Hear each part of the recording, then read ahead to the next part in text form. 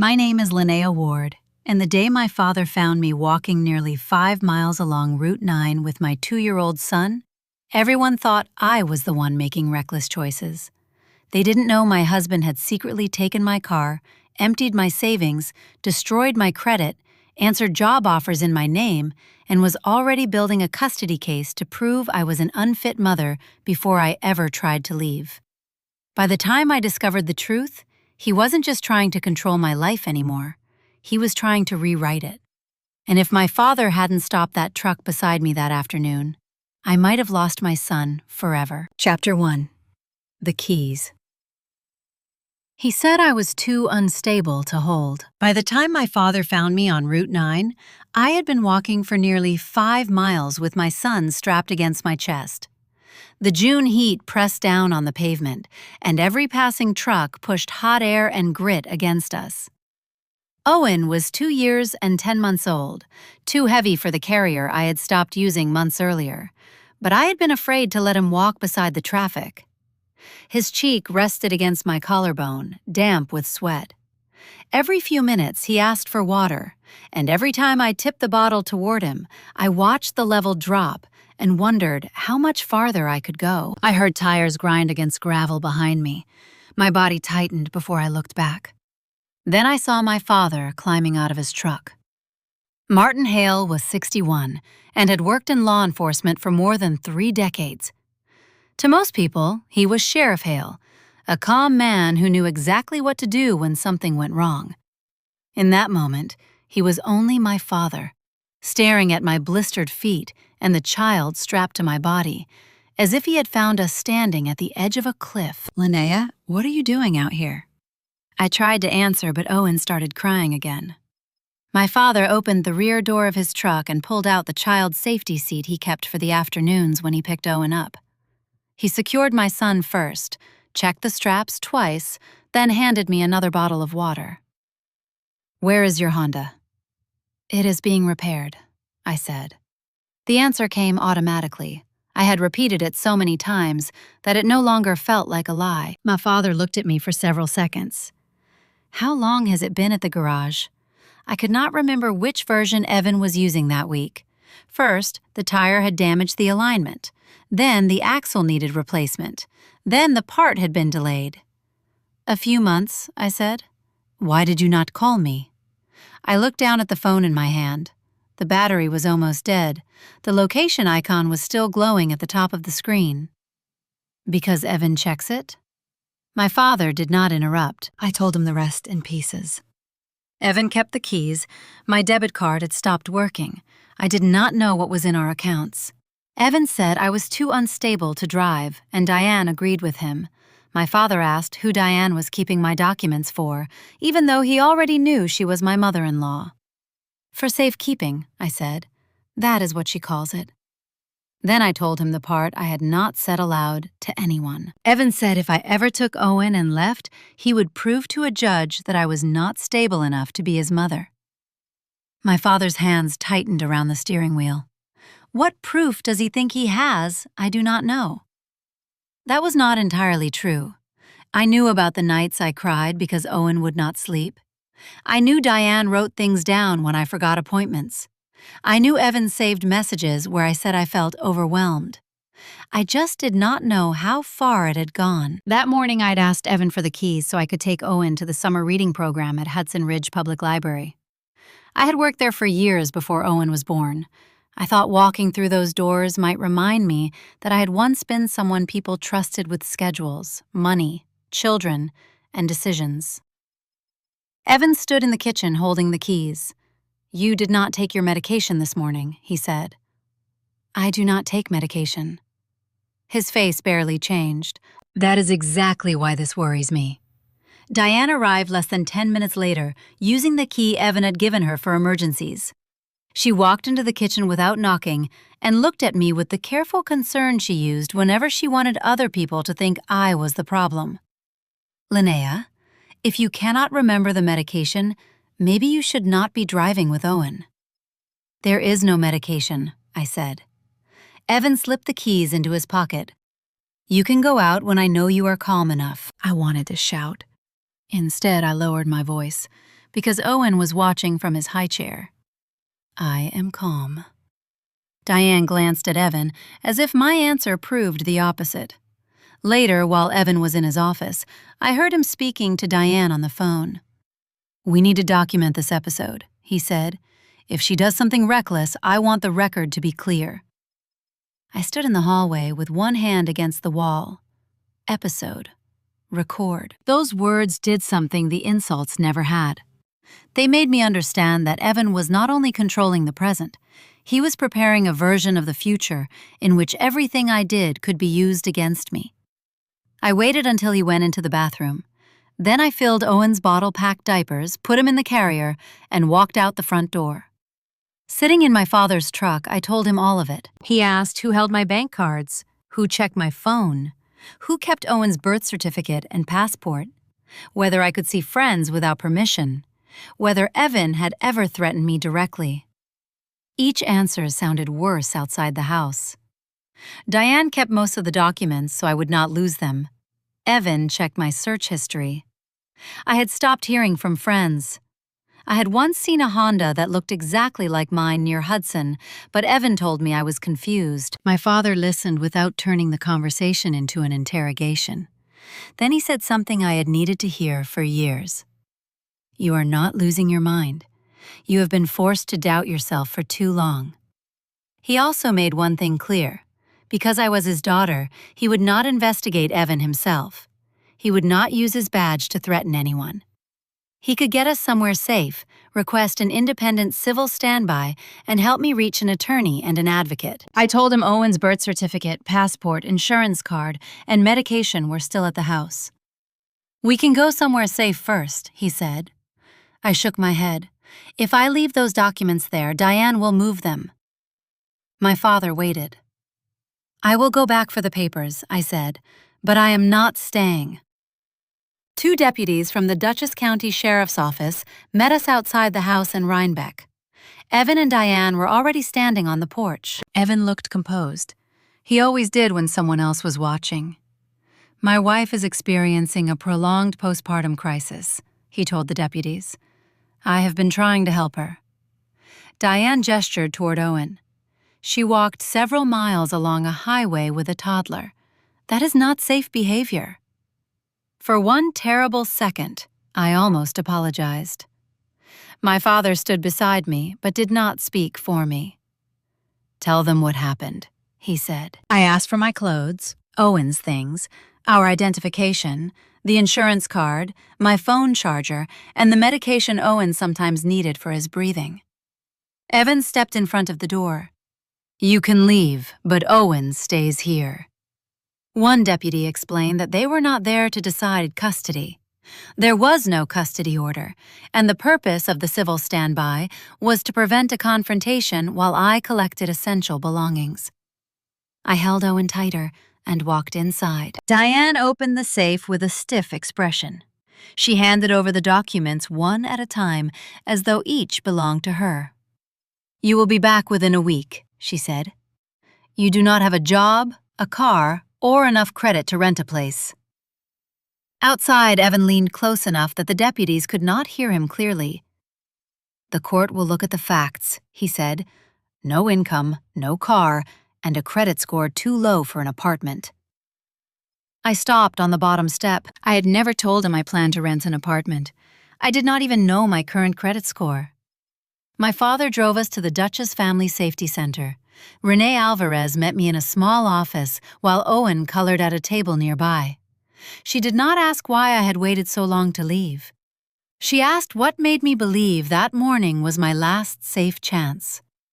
I told her about the Word document. Renee helped me disable location sharing, change passwords, create a new cloud account, turn on 2-factor authentication, and freeze my credit. Then I opened my credit report. My score had fallen from 741 to 612. Below it was a loan from North Star Personal Credit for $38,500 at 17.9% interest. The account was in my name. I had never applied for it. Evan had not only taken my car keys, he had been using my name to build a financial life I did not know existed. Chapter 2. The Life They Called Helping. Before Evan, I had never thought of independence as something fragile. I had lived alone, paid my own bills, built an emergency fund, and worked at Hudson Ridge Public Library since 2014. I bought my 2018 Honda CR-V with my own savings and spent weeks comparing insurance rates before signing the papers. I knew what was in my checking account. I knew when rent was due. I knew how to fix a clogged sink and how to ask for help without feeling ashamed. When I met Evan Ward in 2016, he said those were the things he admired most about me. He was calm, polished, and already moving up at Hudson Valley Building Supply. He remembered birthdays arrived on time and never raised his voice in public. He told people I was the most capable woman he had ever met. We married in September of 2018 and bought a 3-bedroom house in Rhinebeck in July of 2020. Diane lived 12 minutes away. She had spent years managing the front office of a private medical practice and seemed to know how every system worked. Insurance referrals, appointment schedules, forms, authorizations. At first, that knowledge felt useful. When I became pregnant in 2022, my blood pressure rose slightly, and I was exhausted all the time. Evan suggested I leave the library. Just for now, he said. I make enough. Mom can help. When Owen is older, you can go back. At the time, Evan was earning around $112,000 a year. The plan sounded temporary, sensible even. I resigned in March of 2022. Helen Foster, the library director, hugged me on my last day and told me the door would always be open if I wanted to apply again. I believed her. I also believed Evan when he said I would only be home for a year or two. The first change was Diane's key. Evan called it an emergency key, but Diane began using it whenever she wanted. She entered without knocking, opened our mail, moved things in the kitchen, and reorganized our bedroom closet while I was at a prenatal appointment. When I objected, she smiled. I am only trying to make things easier for you. She came to appointments and answered questions before I could. She collected Owen's insurance papers, birth certificate, and later his passport, because she said important documents should be kept by someone organized. Whenever I resisted, she looked hurt.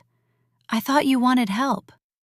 That sentence worked because I did need help. Owen was born in August of 2022. For months, I slept in fragments. Evan began handling the bills because he said numbers were one less thing I should have to think about. Then my debit card stopped working. I was standing at a grocery store register with diapers, formula, and 2 cans of soup when the cashier told me the payment had been declined. There were people waiting behind me. Owen was crying in the cart. I called Evan from the parking lot. You went over budget, he said. What budget? The household budget. We discussed this. We had not.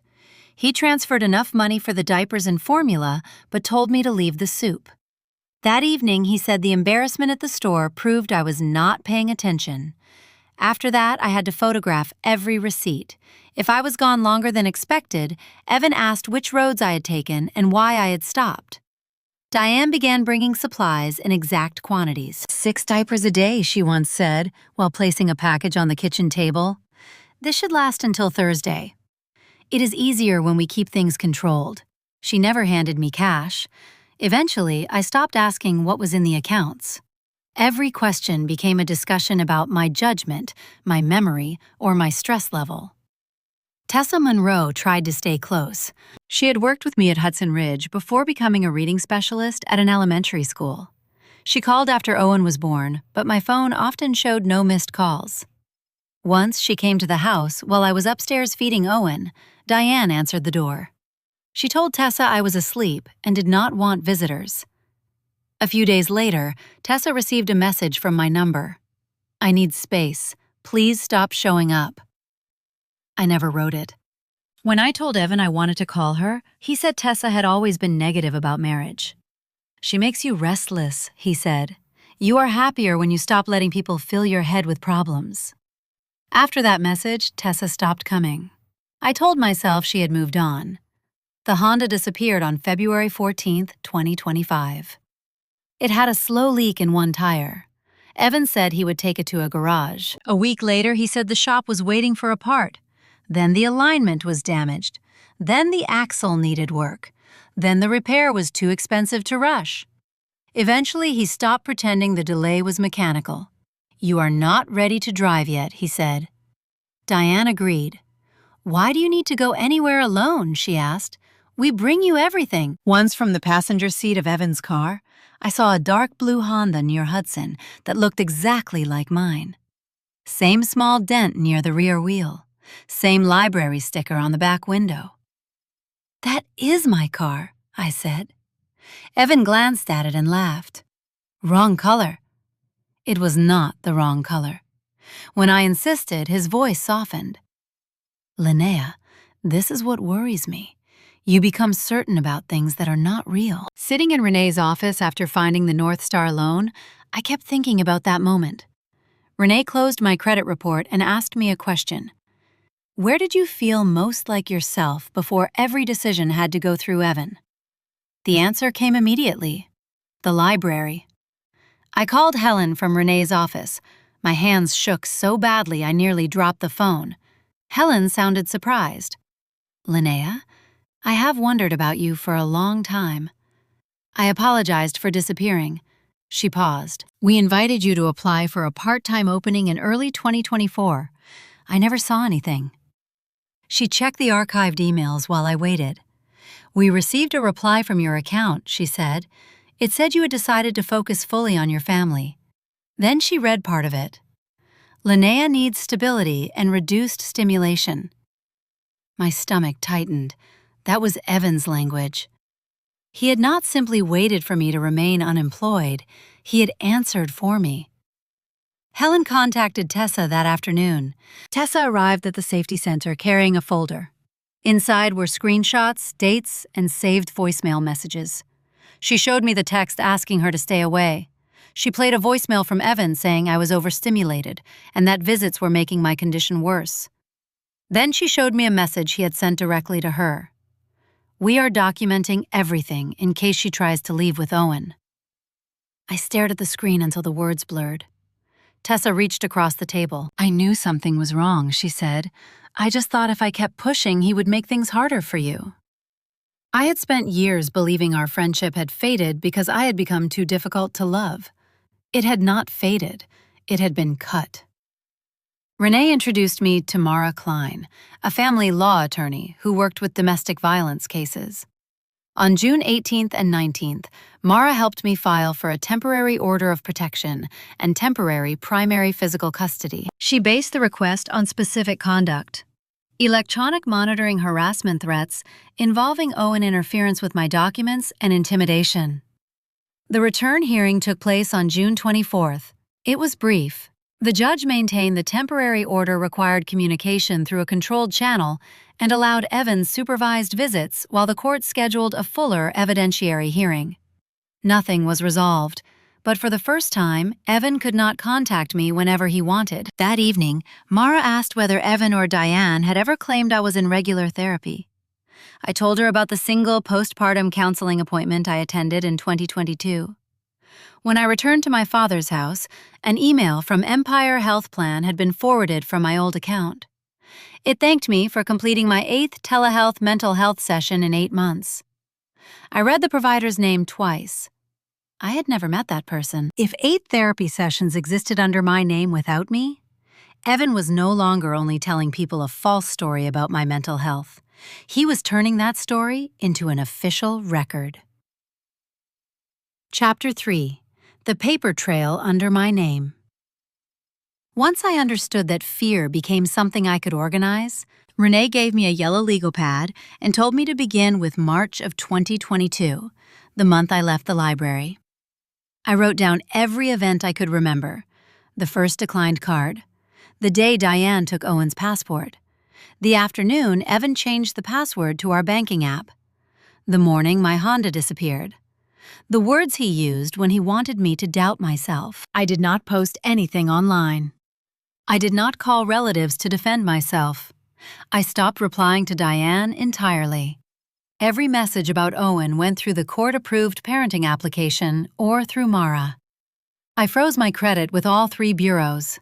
I filed an identity theft report. I contacted North Star Personal Credit and disputed the $38,500 loan.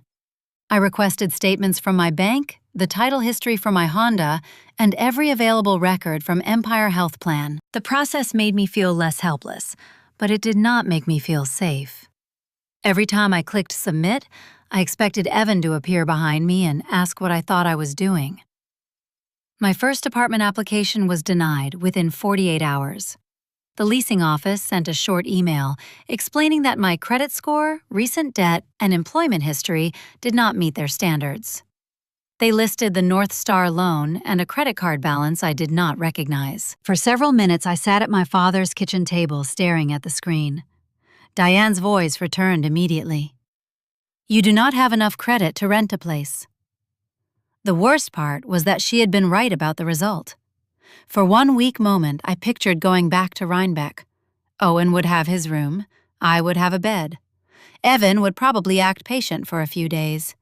Diane would bring groceries and pretend none of it had happened. Renee found me still sitting at the table when she came by that afternoon. "I was denied," I said. She pulled out the chair across from me. "That does not mean Evan was right about you. It means I cannot give Owen a home. It means someone damaged your credit and a landlord relied on the damage. Those are not the same thing." She helped me build a new rental packet with the identity theft report confirmation from North Star that the account was under review, the temporary court order references, and a letter from Helen. Helen could only offer me 18 hours a week at Hudson Ridge Public Library, but I accepted before she finished explaining the schedule. My first shift felt like walking into a version of my life that had continued without me. The circulation desk had been replaced. The software looked different. 2 employees I did not know greeted me by name because Helen had told them I was returning. Within the first hour, I forgot how to process an interlibrary transfer and apologized 3 times. Helen placed one hand on the counter. "I do not need you to prove 8 years of experience before lunch." I laughed nervously.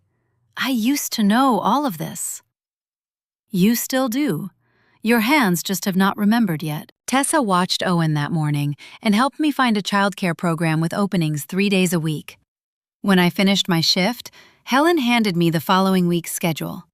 My name was printed across 4 blocks of time. It should not have felt like proof, but it did. Evan had spent years telling me I could not function without him.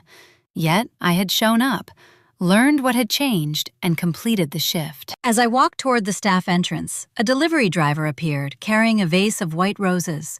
The card was addressed to me. "Owen needs stability. Come home before strangers make this worse." I felt the familiar pull to respond, to explain that Renee and Mara were not strangers, to tell him he was the one who had made it worse. Instead, I photographed the card and sent it to Mara. She replied a few minutes later. "Do not engage. Keep the original." That became the pattern. Evan sent emotion, I created a record. Mara introduced me to Jonah Price, a 52-year-old certified fraud examiner and forensic accountant. His office was small and almost aggressively organized. He did not ask how I had failed to notice what Evan was doing. He asked which accounts had originally belonged to me. Jonah began with records I had the legal right to access. Within a week, he found 3 transfers totaling $6,800 from my savings account to Diane. Each transaction was labeled child care reimbursement. "There was no child care agreement," I said. "Did she submit invoices?" "No." "Did you authorize these payments?" "No." Jonah placed a yellow marker beside each transfer. Then we document that clearly and move to the next account. The next account was harder. My grandmother had left me a trust in 2016. The last balance I remembered seeing was a little over $52,000. Jonah turned his laptop toward me. The balance had been $52,600 before October 8, 2024. On that date, someone submitted an electronic request to withdraw $51,900 for emergency home repairs. I had never made that request. 2 days later, $49,500 moved into Ward Capital Ventures LLC, Evan's company. I pressed both palms against my knees. What is Ward Capital Ventures? Jonah studied my face. You did not know it existed? I shook my head. The company held interests in 2 short-term rental properties. Both had serious cash flow problems.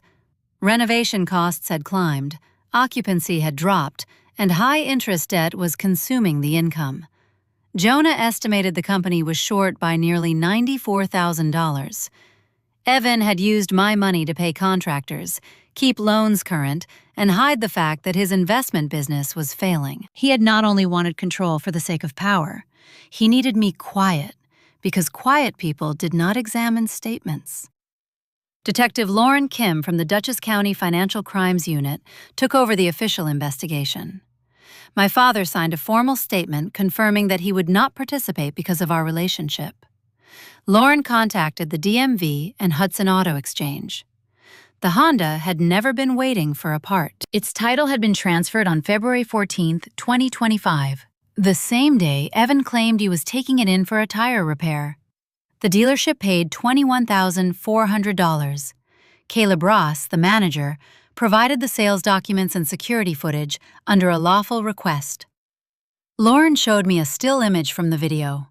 Evan stood near the sales desk. Diane was beside him, holding a folder. According to Caleb's statement, Diane had explained that I was recovering from a mental health crisis and could not appear in person. She provided a copy of my identification and a power of attorney carrying a signature that looked like mine from a distance. The payment went directly to Ward Capital Ventures. I stared at Diane's face in the image. She looked calm, helpful, efficient. Exactly the way she had looked while taking documents from my bedroom. Nora Patel, a fraud specialist at Hudson Valley Community Bank, found another pattern. Diane's phone number had been added to my account profile shortly before the trust withdrawal. The same number had been used to verify the North Star loan. The credit card had been opened with an email address built from a variation of my name. The login records pointed to an internet connection near Diane's house. None of those details proved every charge by themselves, but together, they formed something much harder to explain as a misunderstanding. Jonah summarized what we could document at that stage. The Honda was worth $21,400. The transfers to Diane totaled $6,800. The trust withdrawal was $51,900. The fraudulent credit card balance was $9,640. The confirmed damage came to $89,740. The North Star loan remained separate because it was being disputed as identity theft. I did not pay any of it. For the first time in years, I refused to clean up a problem Evan had created simply because leaving it unresolved made me uncomfortable. By September, I had learned to expect every new document to contain another betrayal. I was still not prepared when Mara called and asked me to come to her office immediately. She had received an updated discovery index from Evan's legal team. Most of the file names were ordinary: tax returns, bank statements, parenting records. One title had been created on June 12, 2025, 5 days before I left. Mara turned the screen toward me. Emergency Temporary Custody Petition Draft. She did not open it yet. Instead, she looked directly at me.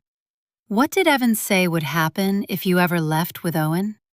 I remembered every warning, every comment about my lack of income, every reminder that the house, the car, and the stable life belonged to him. The missing money had never been the final plan. Evan had been preparing for the day I ran before I even knew I was going to run. Chapter 4. The Case He Built from the Life He Destroyed. Mara opened the draft and turned the laptop toward me. The document was 14 pages long. It described me as unemployed, financially dependent, socially isolated, emotionally volatile, and unable to provide stable transportation or housing for Owen. It referenced my credit score, the North Star loan, the Honda, the telehealth appointments, and the morning I walked along Route 9. The petition made every part of my life sound like evidence against me. Then Mara opened the attachment Diane had created. It was labeled, Incident log. The first entry described the night I cried because Owen had been awake for 6 hours with an ear infection. The second said I had failed to maintain a sanitary kitchen because I left dishes in the sink overnight. Another entry documented that I forgot a dental appointment. One said I became agitated when Evan restricted access to a debit card.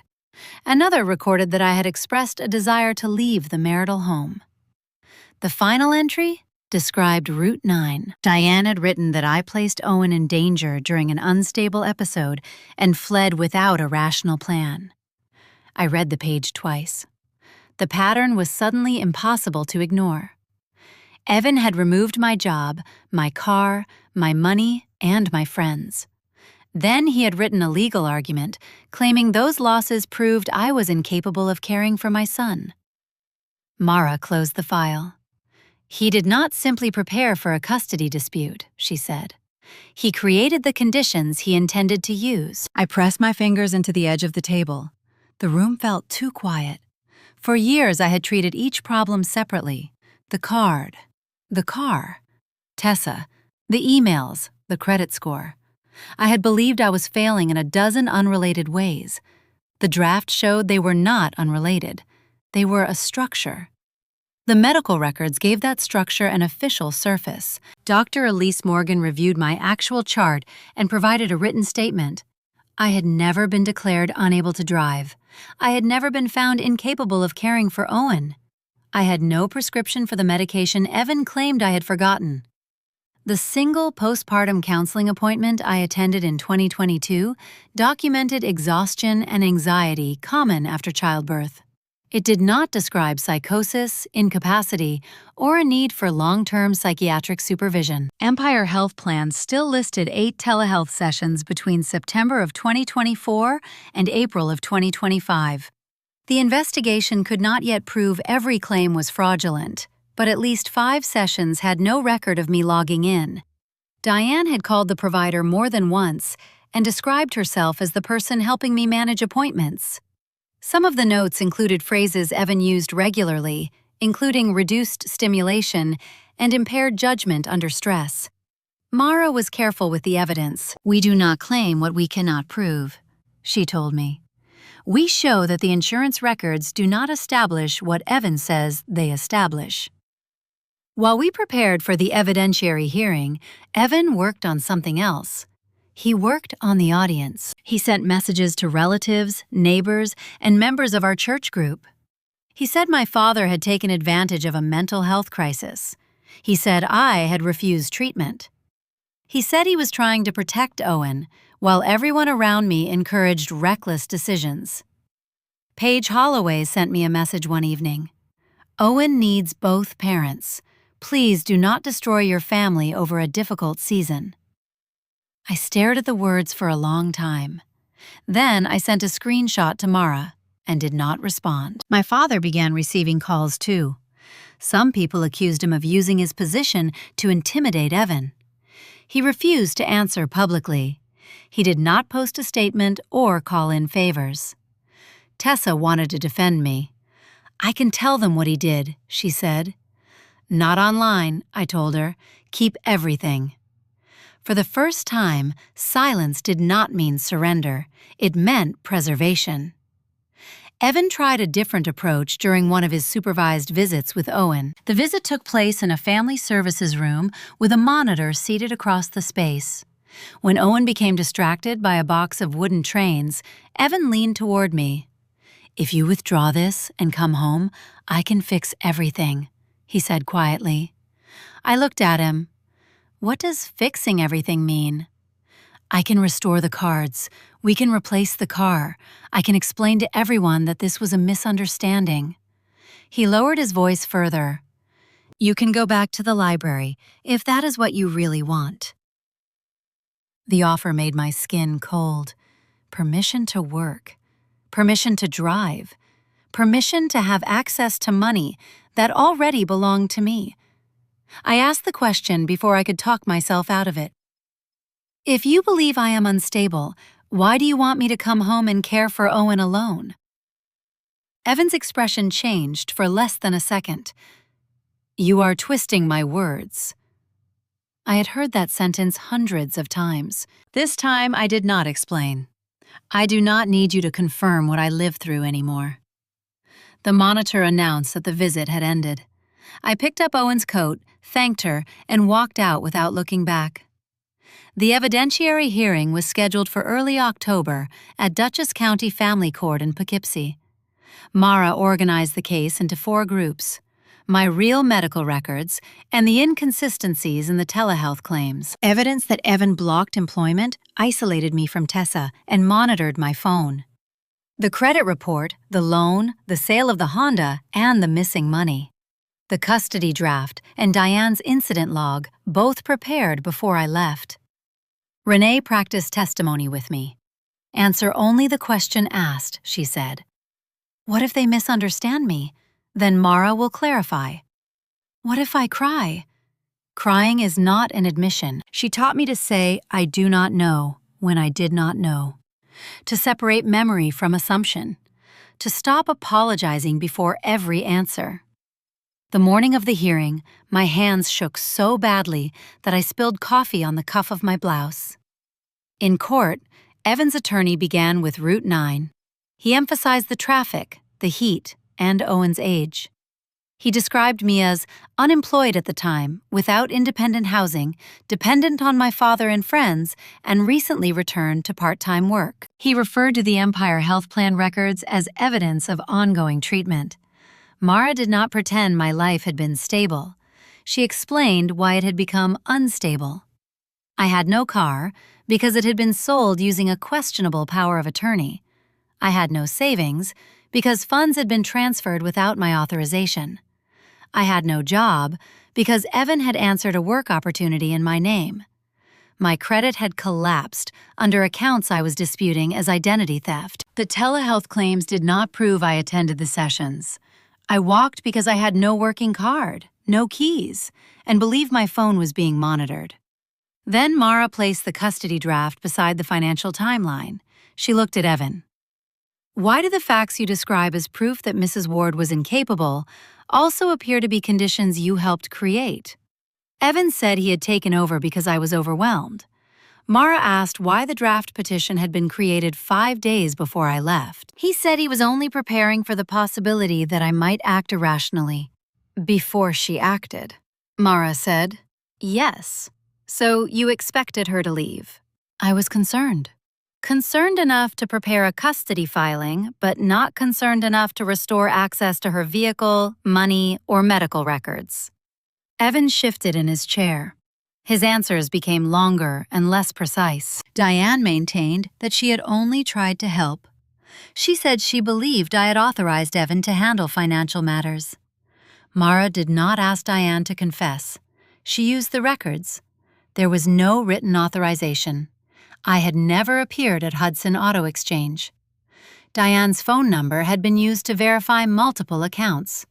She had created the incident log while also controlling access to my documents and helping manage the transactions now under investigation. Diane's voice remained gentle. That made the contradictions sound worse. When I testified, Evan's attorney asked why I had not left sooner. My hands tightened in my lap. I answered with the sequence I had practiced.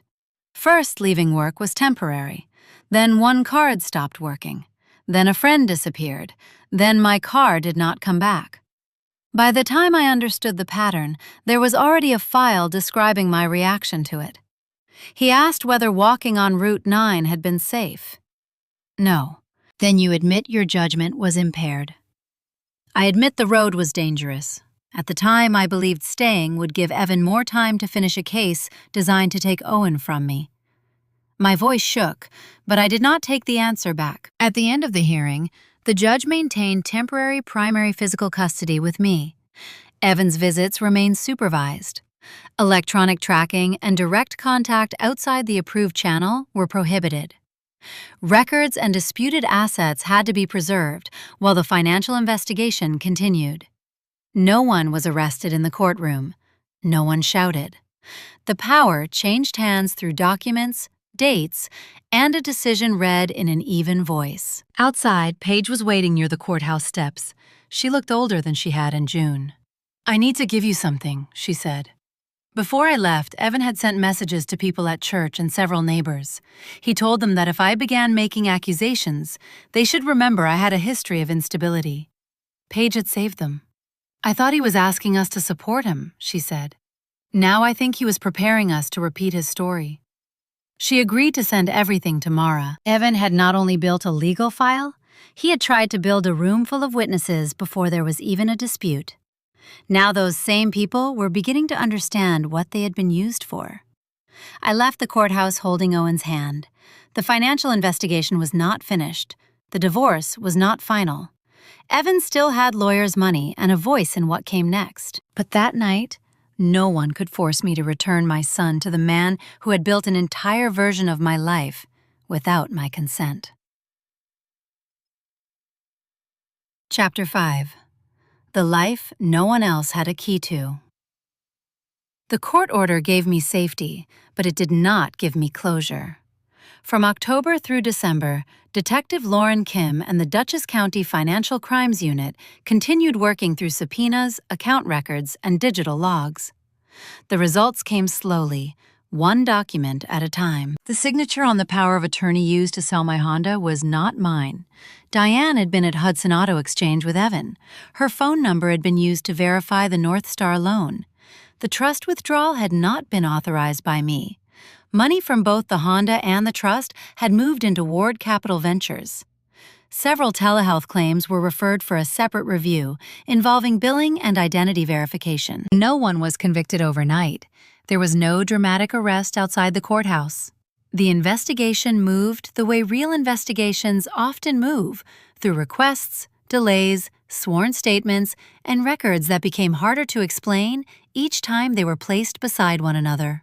A civil order restricted the transfer of certain Ward Capital Ventures assets while the financial claims were pending. Evan's employer began its own review, but not because of gossip about our marriage. Hudson Valley Building Supply discovered that Evan had used company email for transactions involving his private rental business. Some meals and travel related to the rentals had been submitted as client expenses. He had also used relationships with company suppliers to obtain discounted materials for his own properties without disclosing the conflict. He was placed on administrative leave and later removed from his regional director position. He sold his interest in one of the short-term rentals to cover legal fees and part of the civil obligations. Evan did not lose everything in a single day. What he lost first was the ability to control the explanation. He could no longer tell his employer, the court, or our community that every problem existed only because I was unstable. Dates, account records, and company policies did not respond to his calm voice. Diane's moment came in Mara's office. She arrived carrying a document box and a large envelope. Inside were the remaining family papers, Owen's belongings, the old house key, and a copy of the Honda key that no longer opened anything I owned. For years, Diane had entered my home whenever she pleased. She had called it helping. She had moved through my bedroom, my mail, and my records, as though access were proof of authority. Now, she had to place every key on Mara's conference table. "I would like to speak to Linnea privately," she said. Mara remained beside me. "That is not part of today's arrangement." Diane looked at me. "We are still family." I checked the inventory list and matched each item to the contents of the box. Family had once been the word they used when they wanted me to surrender a boundary. I signed the receipt. "Everything involving Owen will continue through the approved process." Diane's expression tightened. I did not argue with her. I did not tell her what she had cost me. I left with the envelope in my hand. That silence felt different from the silence I had lived in before. This time it belonged to me. By then, Owen and I were living in a 2-bedroom apartment in Hyde Park. I had been approved in August after the first landlord rejected me. The rent was $1,780 a month. The carpet was worn near the hallway, the radiator knocked whenever the heat turned on, and the kitchen was barely large enough for 2 people to stand in at once. When I signed the lease, I read every page twice. I checked the tenant line again and again. Only my name appeared, no Evan, no Diane. The apartment was close to Hudson Ridge Public Library. Owen's childcare program, and my father's house. It did not have the fenced yard or wide front porch of the Rhinebeck home. It had something that house never had: a door I controlled. Helen increased my schedule from 18 hours a week to 30 after several months. I returned to children's programs, reader services, and scheduling. Tessa and I began running a small reading support program together for children who needed extra help. Helen provided an affidavit confirming my attendance reliability and ability to manage responsibilities. She also documented the email Evan had sent declining the earlier job opportunity in my name. The work did more than provide income. Every completed shift contradicted the person Evan had described in his custody draft. Tessa did not become responsible for rebuilding my entire life. She helped when she could. She picked up Owen on hearing days. We drank coffee after work. Sometimes we talked about the past. Sometimes we discussed books, childcare, or nothing important at all. I learned that accepting help did not require giving someone control. Safety did not erase the habits Evan had trained into me. I still jumped when my phone vibrated. I checked the lock several times before bed. At the grocery store, I sometimes removed an item from the cart because I could hear Evan calling it unnecessary. I apologized to Helen when I had done nothing wrong. Renee told me leaving the house had changed my circumstances, but my nervous system still expected the old rules. Healing is not a straight line, she said. Some days I believed her. Other days, I stood in the apartment holding a receipt, fighting the urge to photograph it for someone who no longer had the right to ask. In February of 2026, the civil property case reached a settlement. The documented losses totaled $89,740. That included $21,400 for the Honda, $6,800 from my savings, $51,900 from the trust, and the $9,640 fraudulent credit card balance. The North Star loan remained separate under the identity theft process. The settlement required repayment of my separate property, under a structured schedule, divided the equity in the Rhinebeck house, established child support, covered part of my legal fees, and placed protections around future accounts. It was not criminal restitution. The financial investigation remained separate. The divorce became final in April. Owen lived primarily with me. Evan received conditional parenting time based on compliance with the court order and Owen's best interests. Diane could not have unsupervised contact without clear permission and conditions. No one signed away parental rights in a dramatic exchange. The court created boundaries where Evan had spent years erasing them. In March, I bought a used 2017 Subaru Impreza. I used my wages, the first settlement payment, and a legitimate loan in my own name. There was no co-owner. When the salesperson placed the key in my palm, I remembered the Honda the Heat on Route 9 and Owen's weight against my chest. I did not buy the most impressive car on the lot. I bought the one I could afford, and the one no one else could sell without me. A few weeks later, I stood in a grocery store with milk, bread, and a container of chocolate-covered almonds in my cart. Evan had always called them wasteful. My card was approved. No message appeared asking what I had bought. At home, I left a cup in the sink overnight.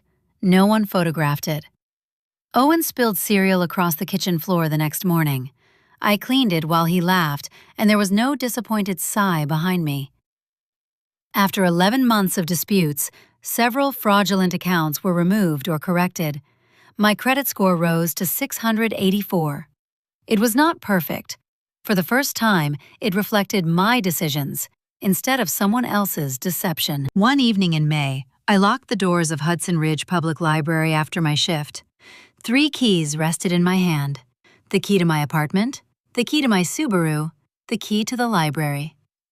I drove home and placed them on the kitchen table beside a phone with no tracking application. Owen was asleep in the next room.